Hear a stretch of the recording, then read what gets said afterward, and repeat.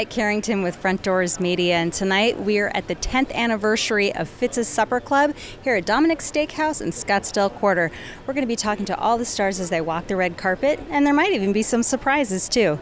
So stay tuned and keep on reading Front Doors Media. How are you? Nice to see you again. Jeff Mastro, Oliver, thank you so much for being here tonight. You always step forward for this event. Of course, tonight is special. It's 10 years. Tell me about tonight and what went into your portion of this. Oh, it's going to be a great event. Yeah, so this is the 10th year.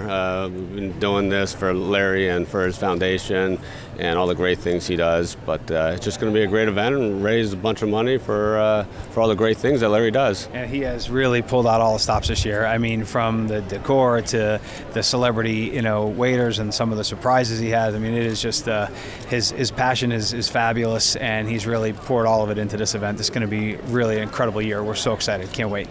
Thank you again so much for all that you do year in and year out. Can you share any of the surprises with us? Then it wouldn't be a surprise. Don't fall for that trick. But I will tell you that most of them you will see right here on the red carpet, so don't go away. Thank you again. Thanks so much. Have a great evening. You have always been such an amazing supporter of this event every year. Of course, this year is the banner year. This is 10 years. Yeah, next year is really big, though. Next year is 11, goes with his football number. That number keeps showing up. But it's a wonderful thing to be 10 years and pulling up in a Rolls Royce. What a life. It's been such an amazing run, and I know that there are so many more amazing moments to come. Tell me, in what ways has Larry inspired you personally? Well, I'm going to try to get my hair back, but... Wait. Are you going for dreads? Yeah, I'm gonna get me some dreads put in. Nah, he just expired because he just keeps going. I remember last year he was talking about retiring. I said, don't retire until they snatch the jersey off of your back. That's when you quit. When they say, listen, when he walks to his locker and it's not there any longer, then it's time to go. Well, I hope you enjoy your vegan dinner this evening. John, Salley, thank you so much for stopping to chat with us. Thank you very much. Front Doors Media, we don't discriminate sports. It's not just football, it's hockey. Let's meet a couple of hockey players. What's your name, hon? I'm Jakob Chychrun. And? I'm Christian Fischer. And, all right, let's start with you. How long have you known Larry, and what does it mean for you to be here tonight? Larry's been a friend of mine probably for 3 years now. Ever since I was playing for the Coyotes, he's been obviously a big public figure for Arizona, and he's come out to the rink multiple times in support of our charities. He's come to our waiter galas and whatnot, and we got him on the ice once or twice too. So it's been pretty fun. Larry's obviously a public figure in the state here, and we're excited to do these type of things. We always tell him if we could ever help out, we can, and he does the same for us. Great. So obviously tonight is all about the First Down Fund and the 10-year anniversary. What philanthropy issues are near and dear to your heart? Anything. I have a few charities, foundations that are close to my heart. Personally, I lost a cousin to suicide, so I'm big into mental health awareness. The charity I support is called Do It for Darren. Darren was my cousin, and that's something close to my heart, raising awareness for mental health, and kind of making sure people realize that, realize it's okay to talk about your problems you're going through, and obviously everybody has their own problems. So as long as you speak about it and don't hold it in, then you're doing all right. So it's nice to be here to support Larry's personal fund, and this will be a good night. Thanks so much for stopping to chat with us, and I hope you enjoy your dinner. Thanks, guys. Appreciate it. Thank you. Ben. I've been great. Can you believe it? It's been 10 years. Oh, no, it flies by, doesn't it? It really does. But I'm privileged to be able to still have the event going and still be working to serve others in need. And that's something I really want to hang my hat on, and I'm proud of.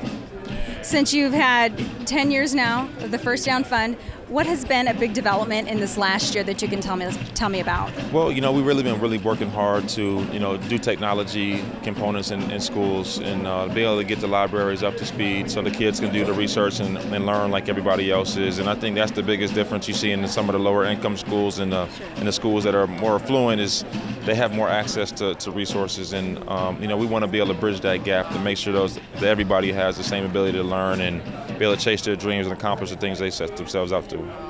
So what do you see happening with the First Down Fund in the next 10 years? What are some of your loftier goals? Well, this is halftime for me. I hope in 10 years we're able to still be doing this and raising money for a worthy cause. I mean, because at the end of the day, it's about serving people. Are you ready to get in there and serve up some tasty steaks? I am. I don't want to cook them, but I definitely will serve them. Fantastic, and I'll see you at the Super Bowl. Okay. Okay. I hope we'll be playing in it then. Okay. Yeah. All right. All right. This time it has to happen this year. For sure. Thanks, Larry. Thank you very much. Good to see you as well. All right. Joyner, I'm LYNETTE Carrington from Front Doors Media. How are you this evening? Fantastic. Are you ready for a fabulous night of fundraising and steak? It's always fabulous. I can't see any way tonight will be any different. Tell me, over the last 10 years, tell me some ways that Larry Fitzgerald has inspired you personally. Off the field, his endeavors are, they're unmatched. I don't think, you'd be hard pressed in the last 20 years to go back and look at athletes that have played and lived in the Valley that have done more than what he's done, whose reputation has been as stellar as his is, and to be a quality person as he's been throughout his career. That's one. And then obviously, his feats on the football field, they kind of speak for themselves. I mean, he's just a fantastic, fabulous football player. Absolutely. So what are your early predictions for the Cardinals this year? What do you see happening with the team this year? Well, from what I've seen through preseason, they look like, they're progressing on the defensive side of the ball a lot faster than they're on the offensive side of the ball. Sometimes that's to be expected. In today's NFL, when you're trying to maintain guys' health and you're trying to keep guys healthy to get into the regular season, what winds up happening, you don't want to play them. Well, football is a game that must be practiced. It's a game that must be played in multiple repetitions, especially on the offensive side of the ball. And if you make the decision not to play those guys, the only real reps that they're getting are in practice.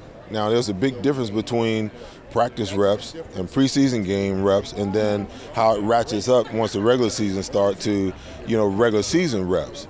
So I think with a lot of teams, I think you're going to see offenses, kind of get out of the gates a little slower than they normally would from an execution standpoint, because they're not playing. A lot of these guys haven't even played throughout the whole preseason.